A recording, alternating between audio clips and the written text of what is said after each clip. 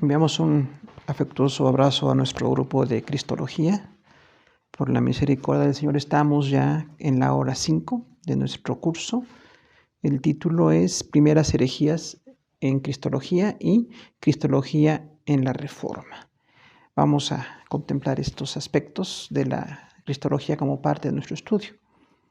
El primer párrafo dice, los conceptos erróneos respecto a la naturaleza del Mesías se dieron en diferentes épocas. Vamos a ver que no fue específicamente un siglo, fue durante varios siglos que se han dado herejías sobre Jesús, e incluso algunas herejías se llegan a repetir en su esencia, posteriormente siglos más adelante casi ideas idénticas, pero ajenas a la palabra de Dios. El primer punto que queremos ver se llama los ebionitas, que viene del hebreo ebión, que significa pobre. Fueron herejes de origen judío que proliferaron a finales del siglo I y principios del siglo II después de Cristo. Debido a su deseo de mantener a toda costa el concepto monoteísta del Antiguo Testamento, negaron la divinidad de Cristo y su concepción virginal. Por supuesto, la palabra de Dios establece la plena divinidad del Señor Jesús y la doctrina de la Trinidad. Tenemos ahí Juan 16:13 y 1 de Juan 5:6. Entonces, debido a que no se comprendía la idea de las tres personas, que entendemos que es totalmente bíblica, el Padre, el Hijo y el Espíritu Santo, este grupo trataba de mantener a Jesús como solamente en el aspecto humano, no como Dios, sino nada más como un ser humano. Y entonces también negaron la concepción virginal porque era uno de los milagros que reflejaban la especial divinidad de Jesús. Entonces, este concepto está dado a lo largo de la historia en varios grupos, con varios nombres, pero siempre que algún grupo trate nada más de decir que Jesús fue estrictamente humano, está atentando contra la otra parte de que Jesús es 100% divino también. El punto 2 se llama Cerinto. Cerinto fue un heresiarca de Turquía que vivió en la segunda mitad del siglo II después de Cristo. Perteneció a la secta sincretista de los gnósticos. Decía que Jesús era un hombre ordinario, mientras que el Cristo era un espíritu superior o una fuerza poderosa que descendió sobre Jesús en el momento de ser bautizado y lo dejó de nuevo antes de su crucifixión. La mala interpretación de este hombre es evidente frente a la revelación bíblica. Ahí tenemos una serie de versículos. Entonces, Cerinto, que fue un personaje, realmente trataba también de decir la misma idea de los ebionitas, la misma idea de que Jesús solamente era estrictamente humano. Y entonces, para ver el aspecto de los milagros o lo especial de Jesús, decía que el Cristo es un espíritu superior. Entonces hablamos aquí de dos seres totalmente distintos. El Jesús humano era un hombre común y corriente y el Cristo es un espíritu superior o una fuerza que descendió cuando fue bautizado y lo dejó antes de la crucifixión. Esa idea de una fuerza especial llamada el Cristo es totalmente extrabíblica o antibíblica. Realmente nosotros vemos que Jesús es en su parte humana, y veremos, si Dios permite, en la próxima clase, cómo fue 100% humano aquí en la tierra, pero también es 100% Dios. Y no hay una idea de que este espíritu superior haya descendido, sería totalmente extrabíblico. El problema de este tipo de herejías es que no tiene base bíblica, realmente hay una mala interpretación de la palabra de Dios. Punto 3, los docetas. La palabra doceta procede del verbo griego dokeo, que significa parecer, también pertenecientes al gnosticismo. Estos herejes aparecieron desde el siglo I después de Cristo. Como el gnosticismo declaraba que la materia es mala, negaban la encarnación de Jesús y decían que él solamente parecía ser humano, pero no lo era. En la Biblia, la encarnación del Verbo es una doctrina fundamental. 1 Timoteo 3:16, Hebreos 2:14, 1 de Juan 1:14 y 4 versículos 2 y 3. Entonces, esta idea un poquito ya no tan parecida a Cerinto y a los ebionitas, habla entonces de un parecer. La palabra dokein o dosein quiere decir eso, parecer. Y decían que Jesús nada más aparentó ser humano. Tenía una apariencia, pero no era 100% humano.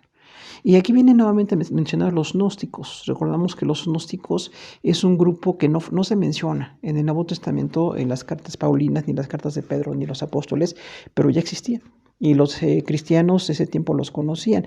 La palabra gnosis, que decíamos ya anteriormente, es un conocimiento superior. Entonces los gnósticos decían que tenían un conocimiento más elevado que los demás. Y entonces tenían una revelación distinta, superior a la palabra de Dios, tenían una forma diferente de vivir y casualmente también caían mucho en pecado, porque decían que lo que se hace con el cuerpo no afecta a la salvación. Entonces, los gnósticos tienen una influencia muy fuerte en Cerinto y en los docetas en este aspecto, porque como decían que lo físico es muy secundario, no es relevante, separan como que lo espiritual es muy trascendental y lo físico no es trascendental. Entonces decían por eso que Jesús no fue realmente encarnado, nada más tenía una apariencia. Decíamos ese término dokein, parecía humano, pero no era humano. La cuarta herejía que tenemos aquí es el monarquianismo. Es una herejía trinitaria que sostenía que en Dios hay una sola persona con tres modos de expresarse. Tenemos dos divisiones en el monarquianismo, inciso A, en monarquialismo modalístico de Sabelio, de Libia, África, o con tres formas distintas de actuar, y el monarquianismo dinámico de Pablo de Samosata de Turquía, una dotación temporal de poder. Este error se presentó después en el siglo III después de Cristo. Entonces, esta idea del monarquianismo también tiene entonces una expresión de que no hay una Trinidad, sino que hay un solo ser, que es una sola persona que tiene diferentes formas de manifestarse, que a veces se manifiesta como Padre, a veces se manifiesta como Hijo y a veces se manifiesta como Espíritu Santo. Esta herejía es muy difícil de detectar porque pareciera tener un respaldo bíblico, pero nosotros encontramos en la palabra del Señor, en la revelación, que el Padre es uno, el Hijo es otro y el Espíritu Santo es otro. Son tres personas distintas que forman a un solo Dios verdadero. Entonces, este monarquianismo decía eso, como que había tres formas distintas de actuar. El monarquianismo modalístico de Sabelo, que fue un hereje de Libia en África, decía que Dios solamente tiene tres formas diferentes de actuar, a veces como Padre, a veces como Hijo y a veces como Espíritu Santo, pero es una sola persona. Entonces ahí tenemos un problema fuerte de doctrina, porque realmente la palabra de Dios respalda totalmente la Trinidad. Y también hubo otra división que se llamó monarquianismo dinámico, propuesta por Pablo de Samosata, Turquía, donde dice que hubo una dotación temporal de poder. O sea, un poquito parecido a los docetas, que decía que hubo una dotación de poder sobre Jesús, pero que después se fue esa dotación y Jesús sencillamente siguió siendo un humano común y corriente. Entonces, este monarquianismo también tiene una expresión posteriormente en doctrinas, en grupos que interpretan así la palabra de Dios como que no hay una Trinidad, sino como que son tres formas diferentes de manifestarse. Y pues esto está en contra de la revelación bíblica. El arrianismo, punto 5 de nuestro curso, Arrio, presbítero de Alejandría, Egipto, en el año 313 después de Cristo, afirmaba que el Verbo era el más noble de los seres creados, no igual al Padre, que se unió a la carne humana por medio de que el Dios creó a los demás, por lo cual es llamado demiurgo o artesano manual del universo. Los textos mal interpretados de Arrio, tenemos ahí varios para que los podamos analizar, y por otra parte Arrio negaba la naturaleza humana de Jesús, afirmando que el Verbo se había unido a un cuerpo humano en el que hacía las veces de principio vital, sustituyendo así al alma. Todo esto era una interpretación errónea y se aleja de la revelación bíblica acerca del Hijo de Dios. Entonces Arrio, cuando dice que el Verbo es el más noble de los seres creados, habla de Jesús entonces como una criatura. Recordamos que la palabra verbo, que está en Primera de Juan, y de hecho en todo el Evangelio de Juan aparece Jesús mucho como el verbo, es un término nada más que revela cómo Jesús habla o describe las situaciones con el Padre y con el Espíritu Santo, con la divinidad. Jesús como el revelador, pero no dice que tenga una naturaleza como un noble ser creado. Y aquí Arrio así lo interpretó. Decía que ese verbo solamente fue un muy noble ser creado que vino sobre Jesús y se unió a la parte humana. Y entonces ya Jesús pudo hacer milagros y ser un poco diferente, pero Jesús no es Dios finalmente. También llega la divinidad de Jesús. Y entonces dice que por medio de este verbo o ser noble que era creado, se le llama el demiurgo, o sea, artesano manual del universo, como que ayudó a crear las cosas con Dios, en este caso la divinidad de Dios separando al Padre del Hijo, y entonces este Hijo especial o demiurgo ayudó en la creación, pero era una criatura también. Entonces ahí tenemos una gran contradicción, porque la palabra de Dios dice que por medio de Jesús y para Jesús fueron creadas todas las cosas. Y este concepto pues es totalmente erróneo también en ese sentido, ¿no?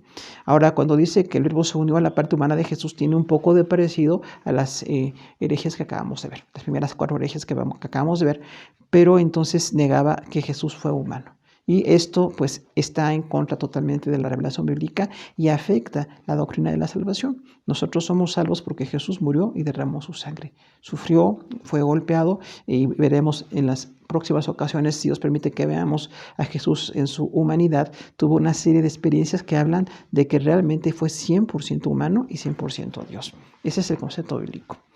Tenemos el punto 6, el apolinarismo. Apolinar de la Odisea, Turquía, en el 310 al 390 de Cristo vivió este hombre Apolinar y defendió contra los arrianos la divinidad de Jesús, pero negó la naturaleza humana, de que Jesús poseyese espíritu propio, provisto de razón y de libre albedrío. Nuevamente se trata de un heresiarca respaldado por una teología especulativa y no obstante estos errores son entendibles debido a una deficiente exégesis y a la carencia total de una teología bíblica desarrollada históricamente. Entonces tenemos aquí una contradicción en Apolinar, obispo de la Odisea en este año, su vida en 310 al 390 después de Cristo, porque en contra de los arrianos dijo que Jesús realmente es Dios. Sí defiende a Jesús como Dios, dice Jesús es Dios, pero negó su naturaleza humana, negando que tuviera un espíritu propio, provisto de razón y libre albedrío. Entonces, la parte humana de Jesús está totalmente dañada por Apolinar. Recordamos cuando Jesús es 100% Dios y es 100% hombre, no hay ninguna alteración en la parte física y la parte espiritual. Jesús como espíritu siempre es eterno, tiene las mismas cualidades que desde la eternidad pasada tuvo y en la futura también sigue siendo 100% Dios, pero en su encarnación limitó su acción o limitó sus funciones como Dios para poder ser visto y recibido y finalmente crucificado. Pero no hay ninguna alteración entre la parte espiritual y la parte física de Jesús. Porque entonces decía Apolinar que Jesús, la parte humana, no tenía razón ni libre albedrío, ya no tenía espíritu propio. Entonces es totalmente erróneo. Casualmente defendió la divinidad, pero afectó la humanidad de Jesús. Entonces tenemos ahí a una herejía y por eso sí, en teología siempre es muy importante ver la parte muy fina de toda declaración, de toda enseñanza, porque la palabra de Dios es muy clara respecto a la perfecta humanidad y a la perfecta divinidad de Jesús. Punto 7, el nestorianismo. Teodoro de Mopsuestia, Antioquía de Cilicia, en Turquía, el año 350 al 428 después de Cristo, afirmó la naturaleza humana del Señor Jesús, pero desconocía la verdad bíblica de la unión hipostática. Nestorio, quien vivió del año 380 al 451 después de Cristo, nació en Turquía. Sostenía que cada una de las dos naturalezas de Jesús tenía propia hipóstasis o sustancia y dos esencias, admitiendo una tercera personalidad que servía como lazo de unión. Como podemos observar, muchos de estos conceptos doctrinales estaban plagados por ideas filosóficas totalmente alejados de la teología bíblica. Entonces aquí vemos nosotros que hubo un primer hereje que habló un poco de esta situación fuera de la palabra de Dios, que fue Teodoro de Mopsuestia. Y cuando decía que la naturaleza humana de Jesús la reconocía, pero no reconoce a la unión hipostática. Nosotros recordamos que la palabra hipóstasis quiere decir naturaleza. Y unión hipostática es unión de las dos naturalezas de Jesús, la unión de la naturaleza humana y la naturaleza divina. La palabra unión hipostática es teológica, no aparece en la palabra de Dios como tal, así, solamente que sí, hipóstasis es el término griego donde el Nuevo Testamento varias veces dice de la naturaleza humana y divina de Jesús. Pero nosotros entonces encontramos que al unirse una naturaleza humana y una naturaleza divina, se habla técnicamente de la unión hipostática. Entonces afirmó la naturaleza humana, Teodoro de Mopsuestia, pero no reconoció la unión hipostática o la unión de la parte divina y humana de Jesús, las dos naturalezas. Y Nestorio fue un discípulo que siguió con la misma corriente, nació en Turquía y dijo que las dos naturalezas de Jesús tenían realmente una esencia, la divina y la humana. Pero al unirse se creó una tercera personalidad que servía como lazo de unión. Entonces no dice nunca la palabra de Dios que Jesús sea humano y divino y que hay una tercera persona que une a la parte humana y la parte divina de Jesús y esa tercera persona pues no tiene aquí ni siquiera nombre. No encontramos en la palabra de Dios ningún respaldo, pero finalmente era una interpretación filosófica, como dice aquí al final nuestro párrafo, si la filosofía decía eso, que había naturalezas o semidioses, la mitología romana y griega tenían una serie de propuestas, algunos que pretendían enseñar la palabra de Dios, en este caso pues estaban como personajes religiosos, lamentablemente se dejaban influir y no estaban explicando lo que dice la palabra de Dios. Por eso siempre decimos, tenemos que ver el contexto temático, todo tema en la palabra, desde el Génesis hasta Apocalipsis, ver a fondo cada tema para que tengamos un concepto equilibrado. Porque aquí entonces, pues ya no solamente el nestorianismo reconocía la parte divina y humana, sino una tercera persona. Y ya entonces en Jesús no había dos naturalezas, sino tres. Y esto pues es una cuestión totalmente errónea. El monofisismo de monos, que es uno solo y fisis naturaleza, propuesto por Ciro de Alejandría, quien vivió del 376 al 444 después de Cristo, condenó la herejía de Nestorio, pero continuó en falta de entendimiento de la integridad y la unión de las dos naturalezas de Jesús. Desarrolló la idea de que al unirse la naturaleza divina y la naturaleza humana de Jesús, surgió una tercera naturaleza, en un proceso parecido a las amalgamas que resultan de la fusión de dos metales.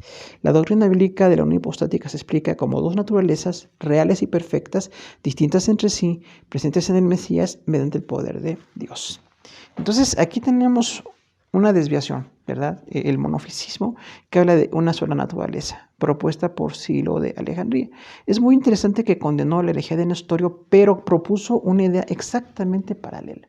Es interesante notar eso, ¿no? Porque dice que también, como no entendía la falta de entendimiento, dice aquí, de la naturaleza humana y divina, desarrolló la idea de que al unirse la naturaleza humana y divina, surgió una tercera naturaleza. Si el nestorianismo habla de personas, el monofisismo habla de naturalezas. Y es muy parecida la desviación. Entonces, es interesante notar eso, ¿no? Cómo puede detectarse una herejía y proponerse una muy parecida. En este caso, el monofisismo, que habla así de una sola naturaleza, que en Jesús solamente estaba la naturaleza divina, pero cuando viene la humana y viene una tercera que las une, hay una fusión allí de esas dos naturalezas con esa tercera que les está dando la capacidad de unirse. Esto es totalmente extraño a la palabra de Dios, es ajeno. La Biblia nunca dice que hubiera una tercera naturaleza o que se requiriera una amalgama para poder unir las dos naturalezas de Jesús. Jesús, como dice aquí en el último párrafo, la doctrina bíblica de la unión hipostática se explica como dos naturalezas reales y perfectas, distintas entre sí y presentes en el Mesías mediante el poder de Dios. Esta es la definición técnica de la unión hipostática. Jesús es 100% Dios, 100% hombre. Son dos naturalezas totalmente reales, totalmente independientes, pero presentes en Jesús. Realmente Jesús es el único ser en el universo que tiene naturaleza divina y humana. Porque el Padre y el Espíritu Santo tienen naturaleza 100% divina, pero Jesús sí se encarnó. Jesús se hizo hombre y vino a morir por nosotros. Pero no hay una cuestión ahí de divisiones o de necesidad de alguna unión. Hablaríamos ahí de una interpretación un poquito pues metafísica, ¿no? Un poquito ajena a la palabra de Dios, y por eso el monofisismo también es una herejía parecida al nestorianismo. El punto 9 que tenemos aquí es el monotelismo, el vocablo derivado de monos, único, y telesis, voluntad. Esta herejía también fue llamada monergeísmo, de monos, y energía, fuerza operativa. Sergio, patriarca de Constantinopla, Turquía, entre el año 618 al 638 después de Cristo, fue el autor de esta herejía. Por un mal entendimiento del concepto de persona aplicado a Cristo, tras el concilio de Calcedonia Bitinia, región de Asia Menor que incluía Heraclea, Paflagonia, Misia y Propóntide, surgió la opinión de que el Mesías había una voluntad decisoria y una sola energía o agencia operativa principal, divinas, en las que la naturaleza humana era un mero instrumento de ejecución. El contexto bíblico señala esta herejía y tenemos ahí una serie de textos respecto a esta herejía. Realmente, entonces, cuando se dice allí que hay una sola energía en Dios, que hay una sola decisión y que la parte humana solamente era ejecutoria de la parte divina de Jesús, está entonces atentando contra la parte humana de Jesús. Así como los anteriores docetas y otros disminuían la parte divina de Jesús, el monotelismo exagera la parte divina y disminuye la parte humana. Entonces, diciendo que realmente Jesús pues era divino, pero que la parte humana no tenía nada que ver con las decisiones, no tenía más que ser como una agencia operativa Y entonces, pues esto hace que Jesús no fuera 100% humano. Por eso decimos que cualquier declaración en teología puede afectar conceptos básicos, conceptos doctrinales teológicos. Por la misericordia de Dios, entendemos que la interpretación bíblica tiene que ser muy precisa y que tiene que tomar en cuenta todo el contexto temático. Tiene que tomar en cuenta todas las declaraciones doctrinales, toda la aportación hacia ese concepto. Y en cuanto a la voluntad del Señor, entendemos que tuvo una voluntad, pero no tiene nada que ver si esa voluntad se ejercía por la naturaleza divina o la naturaleza humana de Jesús. Hay una fusión de ambas naturalezas en Jesús y no hubo ninguna contradicción ni ninguna situación de sujeción o de tener muy por encima una naturaleza y muy por debajo la otra. Entonces ese monotelismo que habla de esa energía o fuerza operativa realmente fue otra herejía también. Y bueno, pues ahí tenemos que en un concilio definitivamente se dijo que estaba errónea este concepto. Y vemos cómo a veces la teología histórica tuvo algunos aciertos, ¿no? No siempre hubo cuestiones históricas donde en algún concilio se trató de ver alguna doctrina. En ocasiones sí fue acertada la decisión, fue bíblica, lamentablemente en otras ocasiones no. Veremos también en nuestro curso algunos errores de algunos grupos de concilio, pero en este caso hubo una buena determinación. Realmente en Jesús no tenemos ningún problema con una voluntad divina y una voluntad humana. En Jesús es un caso único que decimos y perfecto y que no tiene contradicción y no tiene ninguna complicación en cuanto a la ejecución de la voluntad de Dios y el propósito. Jesús en su humanidad tuvo un propósito perfecto, una naturaleza que trajo la revelación del Padre y del Espíritu Santo que nos llevó a la salvación, lo llevó a la cruz para darnos la salvación y la parte divina estuvo siempre presente, aunque sujeta a la dirección del Espíritu Santo, ¿no? Por eso decimos que cuando Jesús se limitó en usar sus funciones como Dios, era por amor a nosotros, no porque fuera menor que el Padre ni menor que el Espíritu Santo, porque ahí vienen también muchas herejías al respecto, cuando decimos que el Padre y el Espíritu Santo pueden ser superiores a Jesús. Son herejías que también vienen un poco en cuestión histórica, pero en este caso hubo en el monotelismo pues un error doctrinal. El adopcionismo es también interesante. Los obispos españoles, Félix de Urgel, quien murió en el año 800 después de Cristo, y Elipano de Toledo, quien murió en el 808 después de Cristo, sostuvieron que el Señor Jesucristo siempre fue el Hijo propio de Dios por su generación eterna del Padre, pero que como hombre descendiente de David fue también un hijo adoptivo espiritual de Dios, a partir de su bautismo en el Jordán y hasta la resurrección. Los adopcionistas fueron condenados en el sínodo de Frankfurt, Alemania, en el año 794 después de Cristo. Todo esto prueba que las desviaciones filosóficas a las que se puede llegar cuando se descuida el estudio exegético de la palabra de Dios. Entonces, imagínese usted aquí a dos obispos, en este caso españoles, proponiendo que Jesús fue adoptado por el Padre.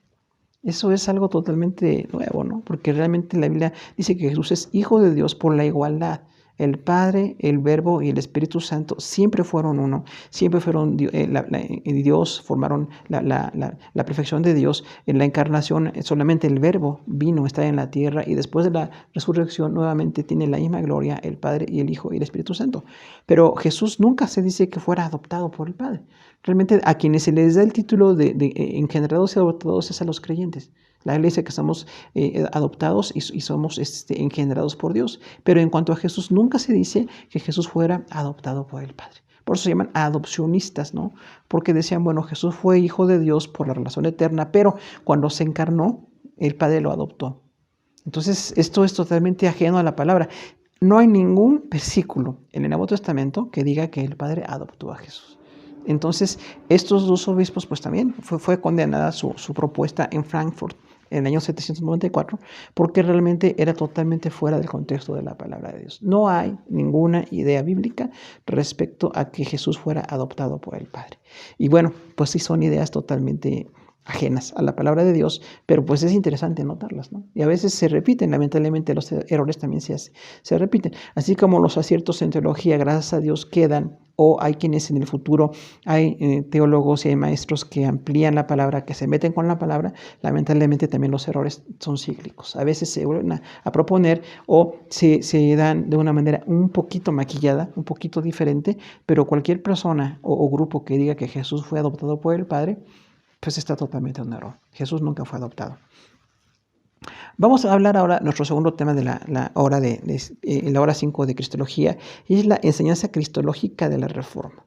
En la Reforma se interpretó con mucha precisión el concepto bíblico de la gracia. Se dio lugar a un regreso a las doctrinas realmente bíblicas. No obstante, debido al contexto personal y doctrinal de los reformadores, hubo un avance paulatino, en algunos casos gradual, para llegar a una correcta postura hermenéutica.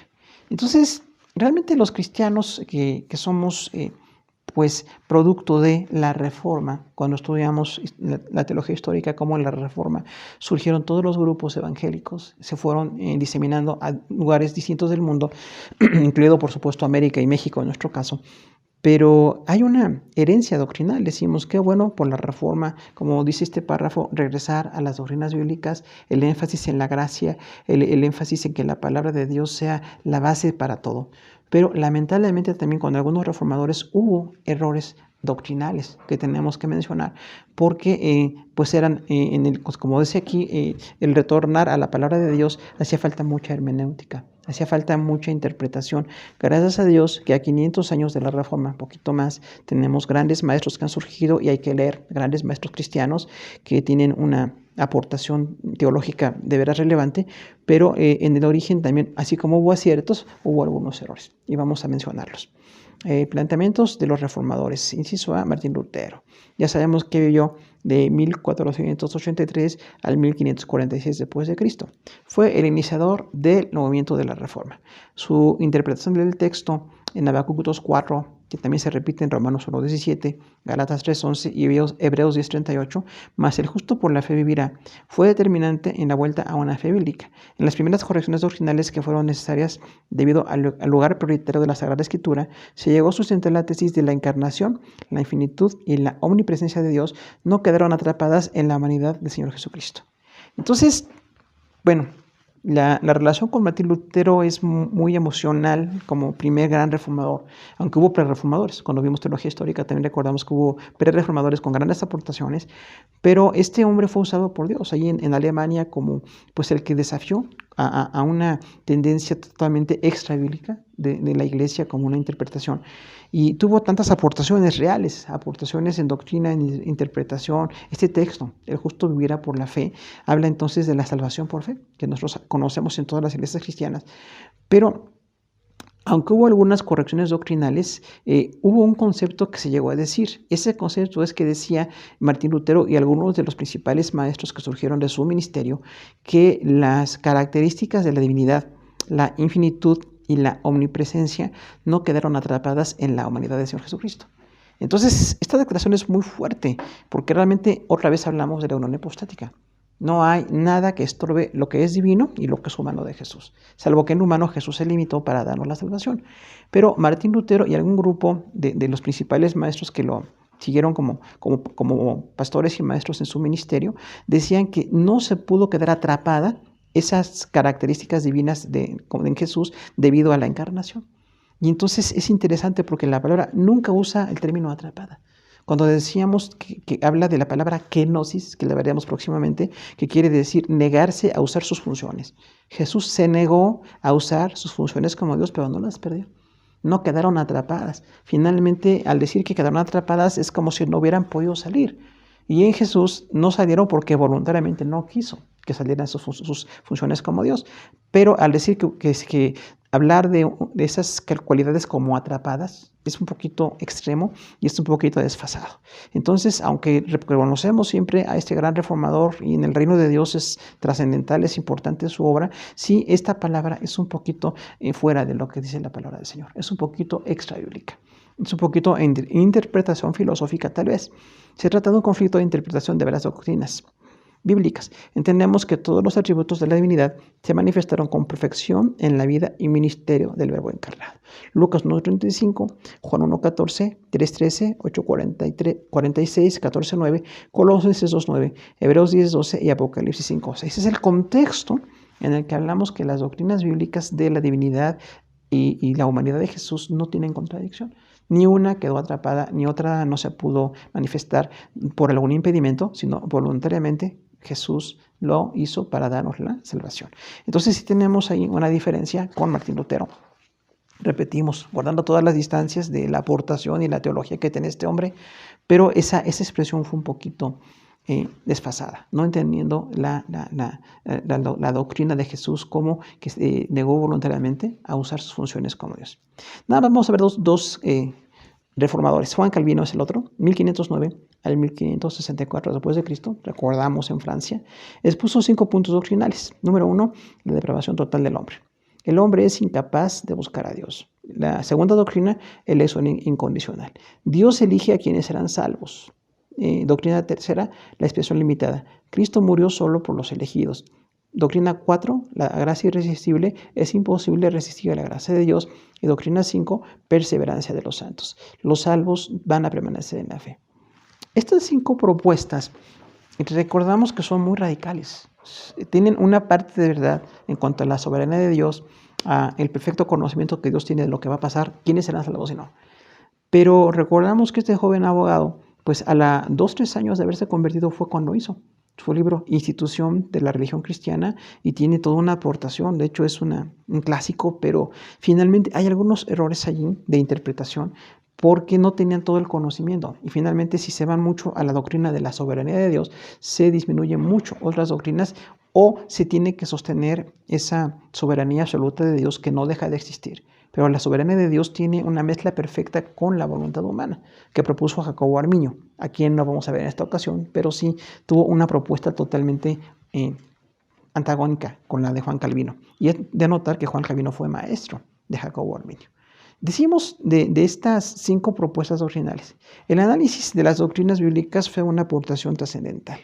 Lamentablemente, la tendencia a enfatizar la soberanía de Dios al determinar la salvación de las personas, el exponer que el Señor Jesús solo murió por quienes Él sabía que iban a ser salvos y dar una connotación de irresistible a la gracia, así como asegurar que los que han sido salvos perseverarán indefectiblemente, son una postura radical, la cual debe ser llevada a un equilibrio considerando el contexto temático de esas doctrinas. Igual, guardando todas las proporciones con este gran teólogo, que bueno, pues es muy seguido por varios grupos evangélicos, tenemos que decir que la depravación total tiene razón. El ser humano es incapaz de buscar a Dios, pero es en el ser humano donde Dios llama el corazón para venir a la salvación.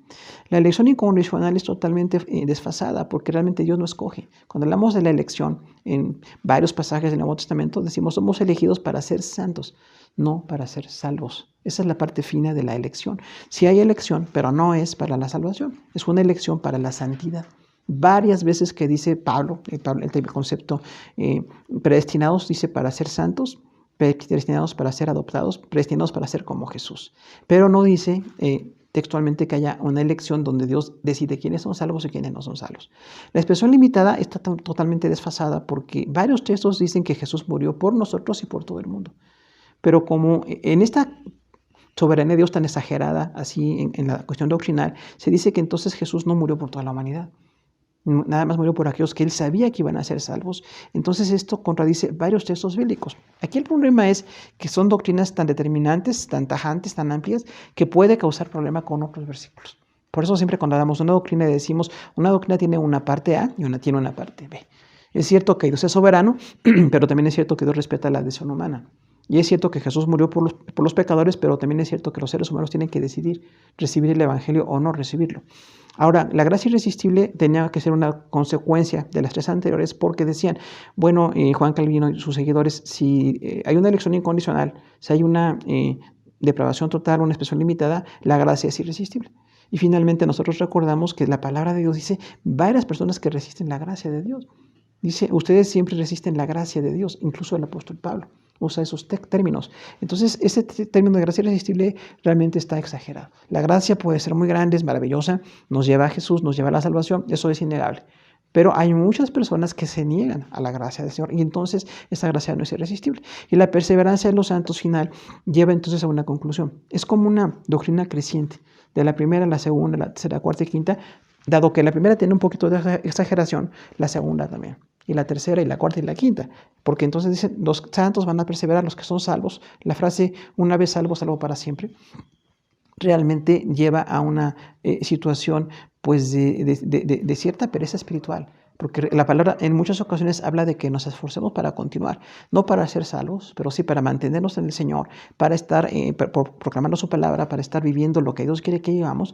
Y realmente sí tenemos una responsabilidad también, aunque no estamos totalmente de acuerdo con Jacobo Arminio, pero sí hay una parte de verdad en esas dos posturas, ¿no? Entonces, aún con toda la trascendencia de Juan Calvino, pensamos que sí hay un poquito de exageración en la doctrina de la soberanía de Dios y en detrimento de otras doctrinas, como la gracia que es limitada o la perseverancia que no existe. Finalmente, cada santo tiene que estar en el Señor buscando cada día. Vamos a ver un énfasis exclusivo en la humanidad del Señor Jesús. Punto 2. Al principio del siglo XIX, la cristología pasó a ser completamente antropocéntrica, desdeñando la divinidad. El líder de esta corriente fue el alemán Friedrich Schleiermacher, quien vivió en el 1768 a 1834 después de Cristo en una postura que podrá llamarse sentimentalismo religioso. La raíz de esta tendencia fue el hacer de Jesús más semejante a los seres humanos. La influencia del humanismo en la teología es evidente. Poquito derivado de los docetas e bionitas que hablaban de Jesús como nada más humano en los primeros siglos de la historia, ya en el siglo XIX, imagínense, muy cerca de nosotros ya, empezó a decirse entonces que Jesús era 100% humano. Y esto es cierto, la palabra habla de lo humano, pero ya no se dijo lo divino. Se dejó de hablar de la divinidad de Jesús. Entonces es un abandonar la doctrina bíblica, porque en la palabra de Dios encontramos todo el peso de la parte humana de Jesús y de la parte divina. Así, 100% divino y 100% humano. Pero en este caso, Schleiermacher y otros filósofos, es interesante que no eran teólogos como tal, eran filósofos. Por eso decimos a veces la filosofía influye en la teología. Si la teología no tiene una preparación doctrinal, exegética, profunda, constante, podemos caer en una debilidad para no responderle a alguien, como en este caso un filósofo, Friedrich Schleiermacher, que dijo eso, ¿no? Jesús en un sentimentalismo religioso es nada más humano, fue una persona común y corriente para que no nos sintamos alejados de él. Ahora, es interesante porque tratando de acercar a la gente a Jesús en la parte humana, los aleja de la parte divina y los aleja de la esencia de la salvación. Entonces, si nada más tenemos un Jesús estrictamente humano, va a haber una identificación o una, digamos, ubicación de nuestra semejanza con Él, porque somos creados a su imagen. Pero al alejarlo de la parte divina, nos quita toda la salvación, nos quita la eternidad. Digamos que el énfasis en la humanidad de Jesús habla mucho de la parte humana, nos acerca a lo humano y temporal, pero nos aleja de lo divino y eterno en Jesús. Y entonces hay una totalmente desequilibrio respecto a lo que realmente es Jesús. Entonces decimos, pues estamos en contra de este énfasis, y hay otros teólogos, y hay otros filósofos, pero cuando se habla de Jesús como estrictamente humano, estamos atentando en contra de la parte divina de Jesús. Tercer punto y último que el Señor permite que veamos es la neortodoxia. Varios filósofos interpretaron mal las doctrinas bíblicas, Juan 14:9 y 16 del 26 al 30. La inmanencia es el hecho de que Dios actúa y está presente en la creación. Y la trascendencia, el Señor es distinto e independiente de su creación y no está sujeto a limitaciones. Entonces hay dos doctrinas aquí que son 100% bíblicas y tenemos que nosotros mantenerlas. La inmanencia, Dios actúa y está presente en su creación, siempre. Actúa y está presente. El Señor es el creador, el Señor es el sustentador, el Señor es la autoridad, es el soberano, es el juez. Pero la trascendencia es distinto e independiente de la creación, o sea, no es parte de la creación. Un poquito para oponernos al panteísmo. Cuando el panteísmo propone que todo es Dios y Dios es todo. La materia es Dios, lo que tocamos es Dios, los planetas son Dios, la naturaleza es Dios. Es un error totalmente fuera de la palabra de Dios que nos desfasa otra vez, ¿no? Nos lleva fuera de lo que es la revelación bíblica. Dios es distinto e independiente de su creación. Entonces, la inmanencia y la trascendencia no son opuestas, son dos partes de Dios, de su relación con nosotros. En la inmanencia, Él actúa y está presente y sustenta. Y en la trascendencia no es parte de su creación. Él es totalmente distinto y es independiente de la creación. No tiene ninguna limitación Dios. Dios no está limitado ni a los creyentes, ni a la creación, ni a nada. Él es soberano. Por su misericordia actúa y respeta y ama, pero finalmente no es una cuestión aquí de que haya una contradicción. Si es inmanente o es trascendente, es ambos.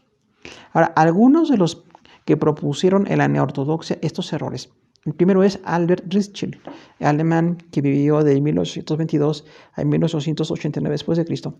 Involucró metafísica, pietismo y crítica a la doctrina de la justificación, una perspectiva no bíblica. Entonces, la neortodoxia, usted recuerda que la palabra ortodoxo quiere decir antiguo o correcto. de camino, literalmente de camino antiguo o de camino correcto. Eso es ortodoxia. Y la ortodoxia la manejamos todas las iglesias que nos mantenemos en la revelación bíblica, que tenemos todo, desde Génesis hasta Apocalipsis, la revelación, el respeto por las doctrinas, y estamos entonces en una doctrina totalmente estricta en cuanto a la palabra de Dios. Pero el mismo término neoortodoxia es una contradicción, porque si hay ortodoxia, si es una doctrina antigua, y si hay neo, que es nuevo, imagínense algo nuevo, viejo. Eso significa neortodoxia, está totalmente contradictorio, ¿no? Entonces, realmente cuando Ritschl habla de la metafísica, entonces involucra situaciones que van más allá de lo material, pero no se pueden explicar, no es Dios, son cuestiones inexplicables. El pietismo es una exageración de fe, gente que se apartaba del estudio, se apartaba de cuestiones sociales no pecaminosas, pero el pietismo existió. Y entonces Ritschl proponía ese pietismo, ¿no? La gente que está en una idea así como asceta, ajena a la comunión, a la cuestión social, ajenos a la necesidad. Y la crítica a la doctrina de la justificación, recordamos que la crítica, alta crítica, era restarle veracidad a los textos bíblicos, se llama alta crítica. Y la baja crítica son personas que defendemos la noción de que la palabra de Dios tiene toda la revelación perfecta y no hay nada de contradicción ni de error. La baja crítica así se llama. No es que se critique la palabra, sino que se está atacando a la idea de la alta crítica, que dice que los textos bíblicos no son antiguos o que no son reales o que son incompletos. El segundo que tenemos aquí es Rudolf Bultmann, alemán, en el 1884 a 1976 después de Cristo, muy cercano a nosotros, propuso el concepto de desmitificación, detectar mitos en la Santa Biblia. Todo lo divino y sobrenatural fue expuesto en tela de juicio. Esta postura pretendió dañar los conceptos bíblicos sobre Dios y los milagros descritos en el relato bíblico. Entonces, Rudolf Bultmann es el que habla de la desmitificación. Desmitificación de la Biblia quiere decir quitarle mitos a la Biblia. Ahora, la idea aquí no es ver lo que dice la Biblia de los milagros, el gran poder de Dios, los milagros del Antiguo Testamento, los milagros de Jesús, los milagros en el Nuevo Testamento, todo lo sobrenatural que se da, porque Dios actúa, decimos, en la salvación y en la bendición que nos da como hijos suyos. Dios actúa en nuestra historia, actúa en nosotros, nos sana, nos bendice, nos llama, nos santifica. Pero la desmitificación entonces trataba de explicar que todo lo que es milagroso es un mito. Y esto pues es atentar contra el texto bíblico, porque la palabra de Dios, como hemos visto ya cuando vimos en bibliología, manuscritos que tienen cientos de años en su hechura, en la confección del Antiguo y Nuevo Testamento, tenemos una antigüedad, tenemos una formación doctrinal pues ya de siglos. No podemos decir que sean mitos, pero es entonces una idea también un poco modernista. Aquí, de decir en contra de la palabra de Dios, todo aquello que no se explica por la modernidad o los conceptos racionalistas o humanistas se están atacando. Entonces ahí hablamos como la filosofía trató de atentar en contra de la palabra de Dios y literalmente el concepto de la desmitificación existe. Nada más que nosotros como cristianos decimos en la Biblia no hay ningún mito. La palabra de Dios es perfecta y todo lo que habla de divino, eterno, perfecto, los milagros, lo que es inexplicable para nosotros no son mitos, son un relato de milagros para nosotros llegar a la salvación. Karl Barth de Basilea, Suiza, en 1886 a 1968 después de Cristo, propuso la teología dialéctica, llegar a una conclusión por oposición de ideas. Involucrar una corriente filosófica en la teología es un gran error, pues la palabra de Dios es revelada y perfecta, y la fuente de todo asunto de fe para la iglesia cristiana. Entonces, Karl Barth también es parte de la neortodoxia, y es muy interesante porque tiene una propuesta de la dialéctica. Recordamos que en la dialéctica, en filosofía, habla de una tesis y una antítesis para llegar a una síntesis. Esas son las tres ideas. Como una idea, lo opuesto a esa idea, para no llegar a ninguna idea exagerada, una idea equilibrada más o menos. Esto es filosofía, literalmente, ¿no? Entonces la dialéctica en la teología decía eso, que se propusiera una idea bíblica o doctrinal y una idea totalmente opuesta para llegar a una conclusión. Entonces es así como una idea muy acomodaticia con la dialéctica propuesta ya manejada por algunos filósofos y traerla a la teología. Lo interesante es que Karl Barth era evangélico. En este caso era evangélico, estuvo mucho tiempo en Alemania y bueno, sus interpretaciones eran totalmente modernistas también. Estaba en contra de algunas situaciones pues bíblicas ortodoxas y entonces trata de aplicar, como dice aquí, la filosofía a la teología. Es un gran error. La teología tiene que tener un desarrollo independiente de la filosofía. Nosotros podemos conocer filosofía si tenemos la oportunidad, está bien, pero ese conocimiento o la profesionalización de algunos de nosotros por estudiar filosofía no tiene que afectar la teología. La teología sigue siendo totalmente independiente, porque es la palabra de Dios. No hay una neo-ortodoxia como tal. De hecho, como decimos, los conceptos son antagónicos, nuevo y viejo. Pero realmente hubo filósofos y algunos teólogos que trataron de llevar a una nueva ortodoxia. Entonces, esto tiene consecuencias porque lamentablemente hay maestros, de estos maestros que tenemos aquí, hay discípulos que continúan con algunos errores. Todavía hay personas que dicen que en la isla hay mitos, en el caso de Bullman, o en el caso de Ritschl, que hablamos de interpretaciones exageradas de la fe, no bíblicas. Hay mucha gente que se habla de la metafísica. Hoy hablamos mucho de esto, ¿no? Cuando hablamos del movimiento de fe, habla mucho de metafísica. Mucho de la metafísica, cosas inexplicables que no es exactamente el poder de Dios y están buscando explicaciones e interpretaciones y una búsqueda así como muy afanosa en cuestiones que no están ahí. Dios actúa en milagros, actúa de manera especial y no tenemos que andar buscando cosas en la metafísica. O el pietismo, que decíamos, habla un poquito también de un misticismo, una falsa espiritualidad. Ser espiritual porque no se tiene alguna práctica académica o alguna práctica que no tiene nada que ver con el pecado. Y eso se llama pietismo. Y hay mucho en muchas iglesias. ¿Cuántas iglesias, no? Como decíamos en alguna ocasión, cierta vestimenta de las personas, ciertas cosas que no se pueden, incluso alimentos, que la Biblia ya, el Nuevo Testamento nos da libertad para tomarlos. Hay personas que manejan mucho esas prohibiciones. Y ahí hay un poquito de una consecuencia de esta idea de Ritschl, del pietismo y la crítica a la doctrina de la justificación. Todavía la crítica sigue existiendo. Cuando hablamos de esta parte de la neortodoxia, se critican los textos bíblicos. Nosotros decimos, preferimos contemplar todo el contexto bíblico, todos los versículos que están en diferentes grupos. Cuando vimos esto en bibliología, hablamos de familias, de documentos que tienen pues cierto contenido y hay que complementarlos con los de otros lugares, porque no siempre tienen completas las traducciones o los párrafos o los manuscritos. Se tiene que estar viendo manuscritos de otros países y conjuntarlo. Y la crítica lo que hace es quitarlos. Y dice, si hay algún versículo que no aparece en el manuscrito, entonces es mejor quitarlo de la palabra de Dios. Ya manejarlo así como un texto crítico, que decíamos cuando vimos bibliología, y esto pues nos lleva entonces a limitarnos en cuanto al texto bíblico. Y cuando a Karl Barth, como decíamos, que habla de la dialéctica, pues entonces mezcló mucho la filosofía y la teología y tuvo muchas ideas modernistas. Y lamentablemente sí, hay escritos, hay muchas aportaciones de este hombre, pero lamentablemente sí fue en detrimento de la palabra de Dios. Diríamos que la teología se fue debilitando y la filosofía se fue fortaleciendo. Nosotros pensamos que como iglesia respetamos a los filósofos y que la gente estudie, que la gente se prepare, incluso que tengan posgrados, pero eso en estudio fuera de la palabra de Dios, fuera de la iglesia, no tiene que afectar el concepto que nosotros tenemos. Nadie puede afectar nuestro concepto porque estamos en la palabra de Dios. De ahí que el énfasis es y la propuesta que en nuestro Instituto Bíblico estudiemos más a fondo la palabra para preparar maestros y pastores de las iglesias y también, bueno, porque nosotros mismos como iglesia vayamos viendo las doctrinas a fondo, que no nos quedemos en una superficialidad, porque si estamos en una idea superficial de la palabra de Dios, podemos caer con muchas cuestiones de este tipo. Lamentablemente conocemos por historia y por algún testimonio personas que se han apartado de la ortodoxia real de la palabra de Dios y han caído en la neortodoxia. Hay muchas personas que hablan de ese error en inmanencia y trascendencia como si no fueran complementarios y son totalmente complementarios. O como decíamos, iglesias que hoy hablan tanto de metafísica, ¿no? Tantas ideas así inexplicables, tantas ideas pues un poquito fuera de la palabra de Dios o la búsqueda de señales, ¿no? Muchas iglesias que tienen señales que no están en la palabra de Dios, señales muy extrañas, muy ajenas a la palabra y que ya no cae entonces en lo que llamaríamos una manifestación del Espíritu Santo, sino en algunas manifestaciones muchas veces generadas por las iglesias mismas o por personas que interpretan así o que tienen ese tipo de tendencia, ¿no? Por eso tenemos tanta diferencia en cuanto a muchas doctrinas, en cuanto a muchas posturas teológicas, incluso litúrgicas también. Es interesante la cuestión litúrgica, ¿no?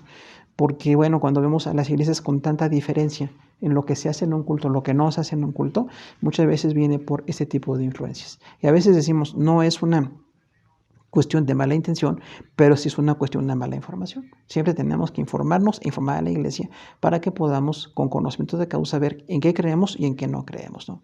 Y en lo que decía Rudolf Bultmann de la desmitificación, a cualquier persona que diga que en la Biblia hay mitos, le tenemos que decir que no son mitos.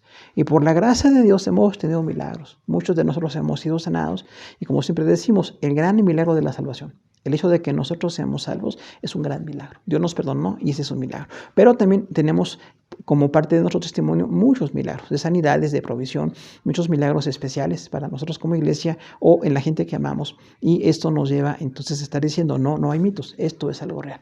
Y la experiencia cristiana entonces se hace completa cuando tenemos la manifestación del Espíritu Santo. Lo que decíamos, 1 Corintios 12 y 14, que habla de la manifestación de los dones del Espíritu Santo, así muy completa, tenemos que buscar todo eso, ¿no? Los 9 dones del Espíritu Santo y cómo se manifiestan en la iglesia y cómo tenemos un enriquecimiento espiritual a través de lo que está en la palabra de Dios. Pero siempre cuando veamos algo que no está muy respaldado en la palabra de Dios, que incluso a veces llamamos misticismo, sí tenemos que decir, bueno, esta expresión o esta palabra o esta prohibición que se hace en tal lugar, pues es un poco mística. Realmente no es lo que dice la palabra de Dios, ¿no? La libertad que tenemos, la bendición que tenemos, la calidad de hijos, pero también el compromiso que tenemos de predicar y de vivir en santidad. La iglesia es llamada a la santidad y la iglesia es llamada también al evangelismo, a las misiones, porque en la gracia de Dios tenemos que continuar con todo esto, ¿no?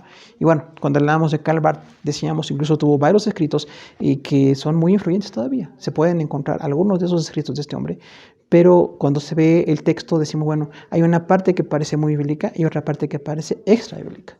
Y en la parte extra bíblica, por la dialéctica que él manejaba, tenemos que decir, no podemos llegar por una oposición de ideas a una conclusión. Realmente tenemos que decir qué es bíblico, qué no es bíblico. Desde el Génesis hasta Apocalipsis tenemos la bendición de ver cómo Dios se manifiesta. Antiguo Testamento de manera un poquito velada o limitada, pero Nuevo Testamento de una manera plena y de una manera abundante en Jesús. Pues amados hermanos, terminamos nuestra lección 5 de Cristología y seguimos a sus órdenes para cualquier situación. Gracias por su atención.